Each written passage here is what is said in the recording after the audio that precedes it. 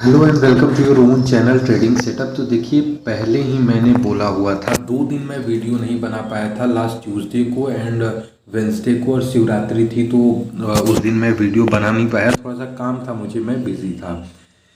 यहाँ पे जब ये कैंडल क्लोज हुआ था, यहाँ पे उस टाइम मैंने क्लियरली बोला हुआ था कि यहाँ से एक बाउंस देखने के लिए मिल सकता है। मैं निगेटिव नहीं हूँ बिल्कुल भी निफ्टी पे। एंड लास्ट 3 दिनों में आप देख रहे हो कि यहाँ पे तकरीबन 270 पॉइंट का अपसाइड आया हुआ है। एंड डेफिनेटली इसमें कोई भी पैसा नहीं बनाया होगा, क्योंकि ये जो अपसाइड आया हुआ है वो उस हिसाब से आया हुआ है। अब देखिए, ये मैंने प्रिडिक्ट कैसे किया था कि मार्केट स्लो एंड स्टडी ऊपर जाएगा। एंड 2 लाइन का मैंने जिक्र किया था, एक नीचे की ये सपोर्ट लाइन और एक ऊपर का ये जो है रेजिस्टेंस लाइन। मैंने इसको कैसे ड्रॉ किया था, तो इसके लिए आपको चाहिए एक्सपीरियंस। आप अगले दिन डीमेट अकाउंट खोल के नेक्स्ट डे घुस जाओ और आप जो है ज़बरदस्त टेक्निकल एनालिसिस करने लगोगे, ये नहीं हो पाएगा। इस चीज़ के लिए चाहिए टाइम और एक्सपीरियंस। तो और मैंने क्लियरली बोला हुआ था पिछले वीडियो में, जाके देख लेना। जज मत करना कि ये होने के बाद बोल रहा है कि ऐसा होना चाहिए था। तो यहाँ पे क्लियरली मैंने बोला हुआ था कि यहाँ पे इसको मिल रहा है रेजिस्टेंस, यहाँ पे मिल रहा है सपोर्ट, यहाँ पे ये 2-3 बार सपोर्ट ले चुका है। यहाँ पे मैंने बोला हुआ था कि यहाँ से ये बार बार सपोर्ट ले रहा है, तो यहाँ से डेफिनेटली एक बाउंस बैक मिलेगा और हमें यहाँ पे कुछ पॉजिटिव वे में मूवमेंट देखने के लिए मिलेगा। ऐसा मैंने अपने वीडियो में बोला था, जाके देख लो। अपने मन से मत सोचो कि ये सही बोल रहा है कि गलत बोल रहा है। तो अब देखिए, बात करते हैं यहाँ पे क्या हो सकता है। देखिए, ग्लोबल क्यूज की अगर बात करें तो अमेरिका रात में जब हमारा मार्केट बंद हो जाता है तब वो परफॉर्म करता है, ऊपर जाता है। एंड जब हमारा मार्केट चलता है तो यूएस फ्यूचर भैया एकदम डाउन हो जाता है। वो मतलब सब ना ऊपर जाता है ना नीचे जाता है, टांग दे रहा है निफ्टी को भी। उसी की वजह से यहाँ पे ये मूव देखने के लिए मिल रहा है। तो यहाँ पे अब देखो और जब भी कोई आप सपोर्ट, एक बहुत इंपॉर्टेंट चीज ड्रॉ करते हो, सपोर्ट रेजिस्टेंस या कोई भी स्ट्रक्चर ड्रॉ करते हो, तो आप कैसे पता करेंगे कि वो कितना वैलिड है। उसको पता करने का एक तरीका होता है। देखिए, जैसे मैंने ये एक स्ट्रक्चर ड्रॉ किया था, आप ओवरऑल देखो, ये एक डायमंड टाइप का स्ट्रक्चर है। तो कैसे पता करेंगे कि ये कितना वैलिड है, तो उसका आपको बता रहा हूँ। जब भी आपने जो भी सपोर्ट एंड रेजिस्टेंस ड्रॉ किया हुआ है, कुछ भी खींचा खाचा हुआ है, प्राइस उसके पास आता है, तो वहां पे उसके मुंह पे एक ऑन द मुंह पे झापड़ लगना चाहिए कि कहाँ गए भैया मुंह उठा के, चल निकल।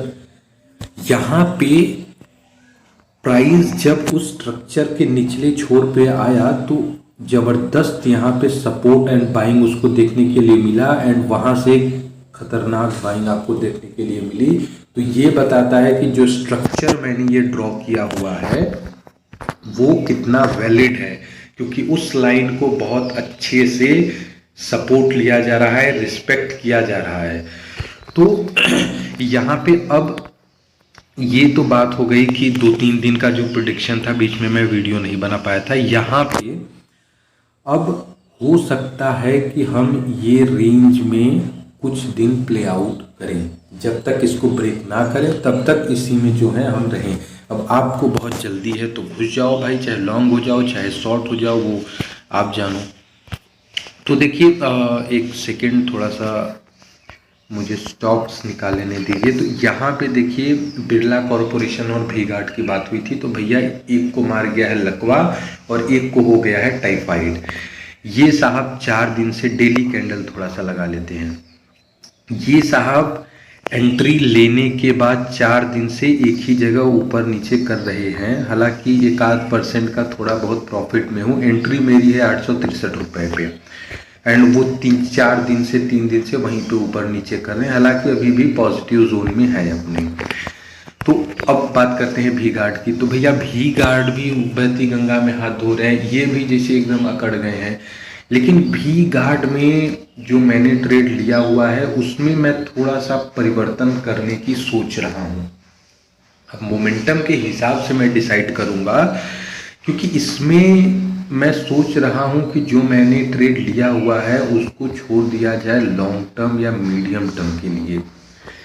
एक 250 पे बहुत ही शानदार रेजिस्टेंस है जो बार बार टेस्ट हो चुका है, और अगर वो ब्रेक हो जाता है तो हमें और भी ऊंची लेवल हो सकता है 300 या उससे ऊपर के लेवल जल्द ही देखने के लिए मिले, तो वो एक बहुत ही शानदार रिटर्न हो सकता है। तो मैं अगर ऐसा डिसीजन इसमें लेता हूँ तो आपको ज़रूर अपडेट करूँगा। एंड देखिए, और 2 स्टॉक मैं बाई करने के लिए लेके आया हूँ, क्योंकि निफ्टी में उतनी निगेटिविटी मुझे दिख नहीं रही है। इसका मतलब ये बिल्कुल मत समझ लेना कि निफ्टी ऊपर जाने वाला है। इसका साफ साफ मतलब ये है, देखिए गिरावट 2 प्रकार की होती है और आपको समझना पड़ेगा कि ये कैसा गिरावट है। एक रेड कैंडल बना तो वो होती है करेक्शन रिट्रेसमेंट, और एक होती है रेड कैंडल बना, एक होती है गिरावट जहाँ पे फ्रेश सेलिंग हुई होती है, बहुत ज़्यादा सेलर्स कॉन्फिडेंट हो गए होते हैं। तो अभी उतना भयानक गिरावट का कोई संकेत नहीं है, छोटा मोटा गिरावट ऊपर नीचे साइडवेज। ऐसे में आप स्टॉक्स में ट्रेड करिए, वहाँ पे आपको मूवमेंट देखने के लिए मिलेगा, आज नहीं तो कल। तो देखिए 2 स्टॉक बढ़िया सा लेके आए हैं बाई करने के लिए। भारती एयरटेल, आपको जो अच्छा लगे बाई करिए, आपके सामने मेरा काम है दिखाना। तो भारती एयरटेल में देखिए कंपनी बहुत अच्छी है, कोई उसमें दो राय नहीं है। अब यहाँ पे इम्पोर्टेंट चीज़ देखिए क्या है कि कंपनी यहाँ से बाउंस बैक करती है और जाती है 620 रुपये पे, एंड वहाँ से आती है नीचे रिट्रेस होना शुरू करती है। थोड़ा सा कुछ निगेटिव न्यूज़ हो गया था जिसके कारण गिरावट होगी। देखिए शेयर को अगर गिरना होता है तो मार्केट में हर प्रकार के न्यूज़, पॉजिटिव निगेटिव, हर प्रकार के सपोर्ट रेजिस्टेंस अवेलेबल होते हैं। मार्केट को गिराना है तो वो हाईलाइट कर देंगे नेगेटिव न्यूज़ को, मार्केट को चढ़ाना है तो हाईलाइट कर देंगे पॉजिटिव न्यूज़ को, भले ही वो कंसिडरेबल हो या ना हो, आपको हमें मूर्ख बनाने के लिए।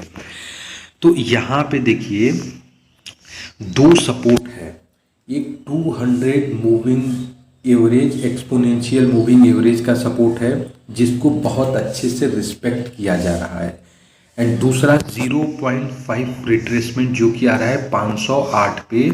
तो यहाँ पे 2 सपोर्ट थोड़े से बहुत पास पास हो गए हैं, तो यहाँ पे हम बाइंग बना के चल सकते हैं। अगर गिरेगा तो उतना ज़्यादा फॉल अब यहाँ से नहीं होना चाहिए, यहाँ से थोड़ा सा बाउंस बैक होना चाहिए।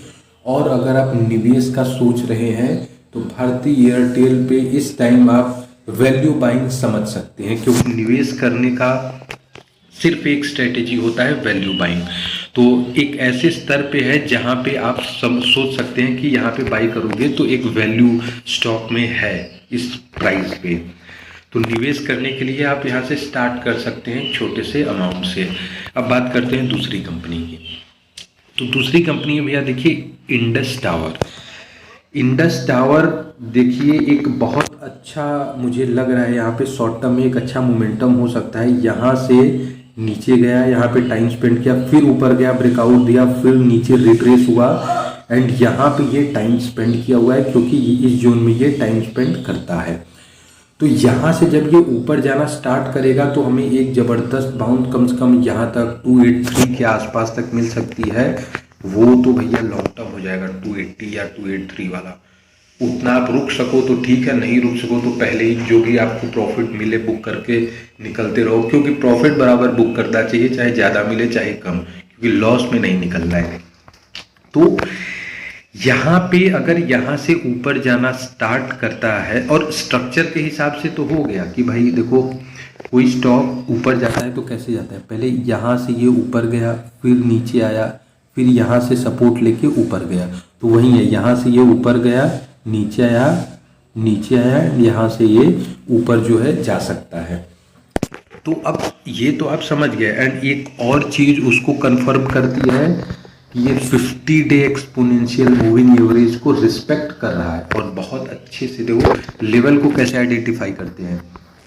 एक दिन गिरा, ये थोड़ा सा जूम, एक दिन गिरा, इसको काट के नीचे गया, लेकिन उसके नीचे बाइंग आई एंड उसके ऊपर क्लोज करा दिया गया। 2 दिन उसके ऊपर ट्रेड किया, फिर एक दिन सेलिंग आया लास्ट वाले दिन यहाँ पे, और उसके नीचे फिर से गया, लेकिन फिर यहाँ से बाइंग आके एकदम भाई ज़बरदस्त पॉजिटिव कैंडल बना दिया गया। तो मतलब 50 डे एक्सपोनेंशियल मूविंग एवरेज को बहुत अच्छे से रिस्पेक्ट किया जा रहा है, यहाँ से बाउंस बैक आ सकता है। आपके लिए ट्रेलिंग स्टॉप लॉस टाइप का मैं बता देता हूँ। इसमें आप एंट्री करिए 257 पे। 257 बोल रहा हूँ तो कुछ रीज़न है, 3-4 रुपये यहाँ से हो सकता है, 1-1.5% ऊपर मैं बोल रहा हूँ, लेकिन डिलीवरी उठाने वाला ट्रेड करिए आप। हवे में मैं यहाँ पे गैम्बलिंग वाला काम नहीं करता हूँ, क्योंकि मुझे रोज़ ट्रेड करना है लाइफ टाइम। आपको अगर 10 दिन में अपने कपड़े फड़वा के वापस चले जाना है तो फिर आप कुछ भी करिए, फिर आप कुछ भी करिए, उसके लिए किसी चीज़ की नॉलेज की ज़रूरत नहीं है। तो आज के लिए बस इतना ही, मिलते हैं आपसे अगले वीडियो में, तब तक हंसते रहिए, मुस्कुराते रहिए।